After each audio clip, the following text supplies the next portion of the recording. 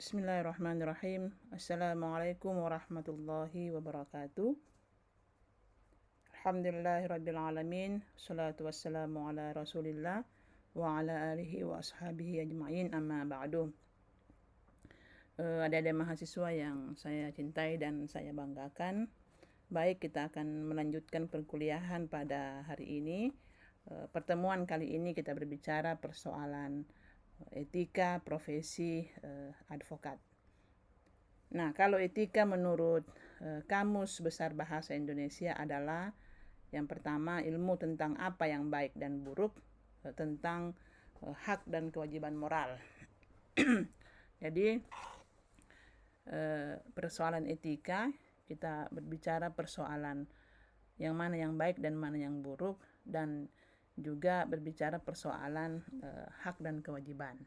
Jadi di situ terdapat moral di dalamnya. Seorang advokat ketika dia berprofesi sebagai seorang advokat, berarti dia harus menjunjung tinggi etika yang dimiliki, sehingga nantinya akan melahirkan sebuah perilaku yang baik. Nah, yang kedua, kumpulan asas atau nilai yang berkenaan dengan akhlak. Jadi berbicara persoalan etika itu ada kaitannya dengan moral, juga ada kaitannya dengan akhlak. Yang ketiga, nilai mengenai benar dan salah yang dianut suatu golongan masyarakat. Jadi adik-adik sekalian, itu kalau dibuka Kamus Besar Bahasa Indonesia, itu pasti akan ditemukan apa sih sebenarnya yang dimaksud dengan etika. Yang jelas bahwa etika itu berbicara persoalan hak, berbicara persoalan moral, berbicara persoalan akhlak, behavior, berbicara juga persoalan nilai. Nilai-nilai yang mana yang dimaksud adalah nilai-nilai yang benar dan nilai-nilai yang salah.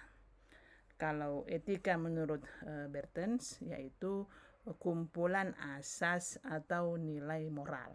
Jadi terangkum tadi itu dalam KBBI bahwa tentunya berbicara persoalan asas, berbicara persoalan nilai, value, berbicara persoalan morality.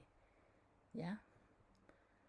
Nah, selanjutnya kita masuk kepada bantuan hukum gratis. Jadi dalam Undang-Undang Nomor 18 Tahun 2003 dengan tegas mengakui kewajiban advokat untuk memberikan bantuan hukum dengan cuma-cuma, sebagaimana ditegaskan pada pasal 22, yaitu advokat wajib memberikan bantuan hukum secara cuma-cuma kepada pencari keadilan yang tidak mampu. Yang kedua, ketentuan mengenai persyaratan dan tata cara pemberian bantuan hukum secara cuma-cuma, sebagaimana dimaksud pada ayat 1, diatur lebih lanjut dengan peraturan pemerintah. Nah, bagaimana sebenarnya pengertian kode etik profesi? Ya, jadi etika berasal dari kata Yunani kuno, ethos, dalam bentuk tunggal yang berarti adat istiadat, adat kebiasaan, dan akhlak yang baik. Bentuk jama dari ethos adalah taeta, yang artinya adat kebiasaan. Dari bentuk jama ini terbentuklah istilah etika yang oleh Aristoteles sudah digunakan untuk menunjukkan filsafat moral. Nah, tadi yang pertama itu bahwa dalam KBBI tadi ada berbicara persoalan beberapa hal, yaitu tentang apa yang baik dan buruk, tentang kewajiban dan moral, tentang asas nilai yang berkenaan dengan akhlak, dan juga mengenai benar salahnya suatu perbuatan yang kita lakukan. Nah, adapun kode etik profesi merupakan norma yang diterapkan dan diterima oleh kelompok profesi yang mengarahkan atau memberi petunjuk kepada anggotanya bagaimana seharusnya berbuat dan sekaligus menjamin mutu moral profesi itu di mata masyarakat. Apabila satu anggota kelompok profesi itu berbuat menyimpang dari kode etiknya, maka kelompok profesi itu akan tercemar di mata masyarakat. Nah, ini yang sering menjadi kritikan dari masyarakat ataupun dari mahasiswa mengenai profesi seorang advokat. Jadi memang hak kita untuk memberikan kritikan kepada siapapun. Akan tetapi tentunya yang dikritik itu juga harus tunduk terhadap kode etik masing-masing profesi yang dijalaninya. Jadi kalau kita melaksanakan tugas dengan sebaik-baiknya, terus berdasarkan dengan kode etik kita masing-masing, tentunya tidak akan menimbulkan kritikan-kritikan yang kurang baik dari masyarakat. Nah, bagaimana dengan kepribadian advokat atau penasihat hukum? Jadi advokat atau penasihat hukum adalah warga negara Indonesia yang bertakwa kepada Tuhan Yang Maha Esa, bersikap satria, jujur dalam mempertahankan keadilan dan kebenaran, dilandasi moral yang tinggi, luhur dan mulia demi tegaknya hukum, setia kepada Falsafah Pancasila dan Undang-Undang Dasar 1945. Ya. Nah, advokat atau penasihat hukum dalam melakukan pekerjaannya wajib untuk selalu menjunjung tinggi hukum, kebenaran, dan keadilan.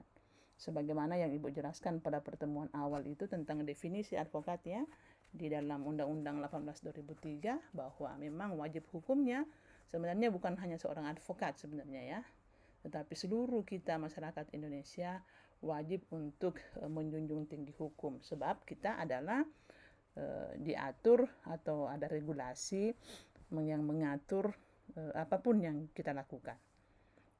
Yang kedua, advokat harus bersedia memberi nasihat dan bantuan hukum kepada setiap orang yang memerlukannya tanpa membeda-bedakan kepercayaan, agama, suku, jenis kelamin, keturunan, kedudukan sosial, dan keyakinan politiknya. Jadi tidak bisa kita membedakan itu. Harus semua kita bantu kalau yang bersangkutan itu meminta untuk bantuan hukum. Advokat atau penasihat hukum dalam melakukan pekerjaannya tidak semata-mata mencari imbalan material, ya, jadi material, tetapi diutamakan bertujuan untuk menegakkan hukum, keadilan, dan kebenaran dengan cara yang jujur dan bertanggung jawab. Advokat atau penasihat hukum dalam melakukan pekerjaannya bekerja dengan bebas dan mandiri tanpa pengaruh atau dipengaruhi oleh siapapun. Makanya karena dia adalah sebuah profesi, dia independen.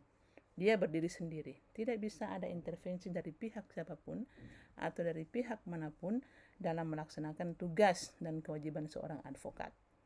Nah, advokat atau penasihat hukum wajib memperjuangkan serta melindungi hak-hak asasi manusia dan kelestarian lingkungan hidup dalam negara hukum Republik Indonesia.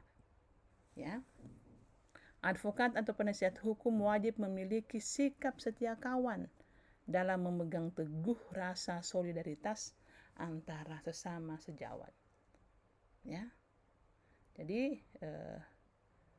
saling hormat menghormati, kita saling membantu, kita saling menghargai antara satu sama lain, itu penting untuk kita menjaga sikap pada siapapun, baik sesama advokat ataupun pada klien ataupun penegak hukum lainnya. Advokat atau penasihat hukum wajib memberikan bantuan pembelaan hukum kepada sejawat advokat atau penasihat hukum yang disangka atau didakwa dalam suatu perkara pidana oleh yang berwajib secara sukarela, baik secara pribadi maupun atas penunjukan atau permintaan organisasi profesi. Yang kedelapan, advokat atau penasihat hukum tidak dibenarkan melakukan pekerjaan lain yang dapat merugikan kebebasan, derajat, dan martabat advokat, dan harus senantiasa menjunjung tinggi profesi advokat atau penasihat hukum sebagai profesi yang terhormat.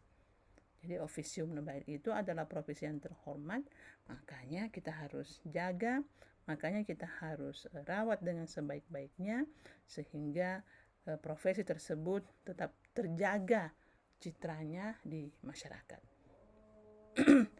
Advokat atau penasihat hukum dalam melakukan tugas pekerjaannya harus bersikap sopan santun terhadap para pejabat hukum, terhadap sesama sejawat advokat atau penasihat hukum, dan terhadap masyarakat.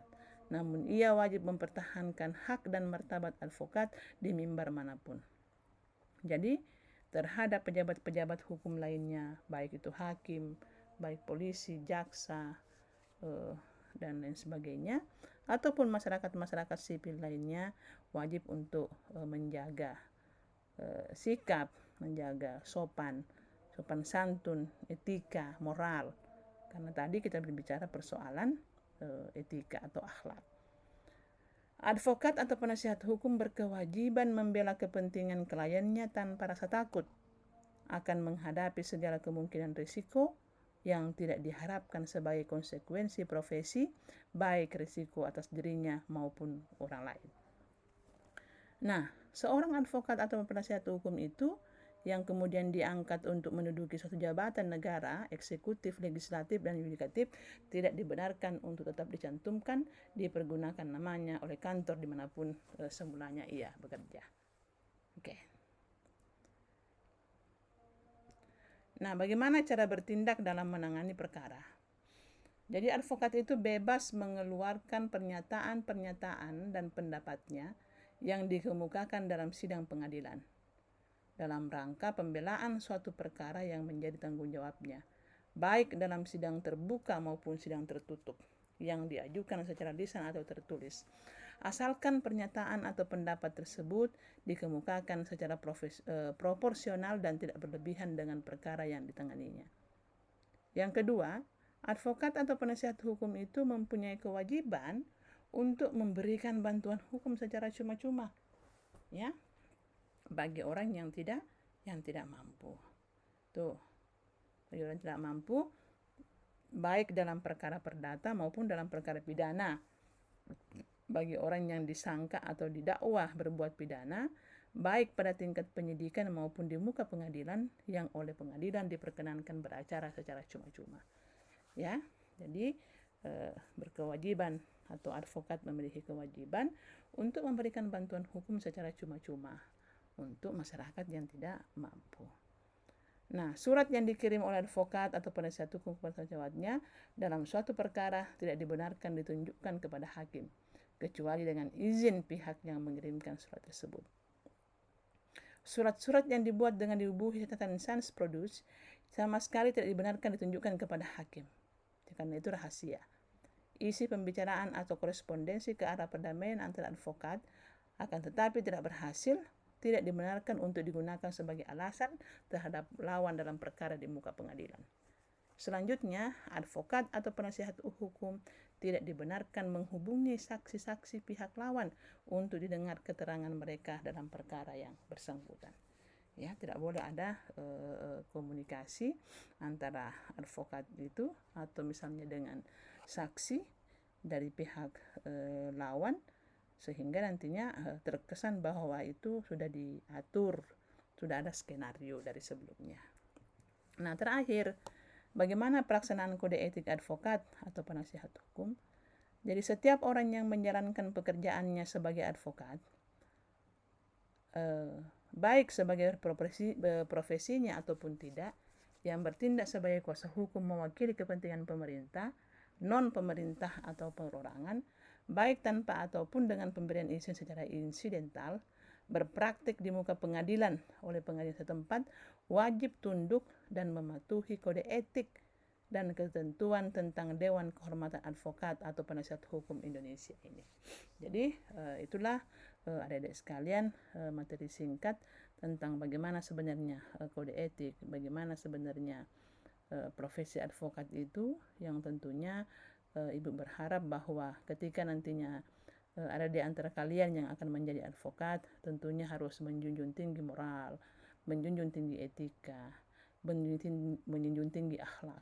Apalagi sebagai alumni Fakultas Syariah Yayan Manado, tentunya melekat bahwa kalian memiliki landasan moral, landasan akhlak, landasan ilmu agama yang baik, sehingga itulah yang menjadi sebuah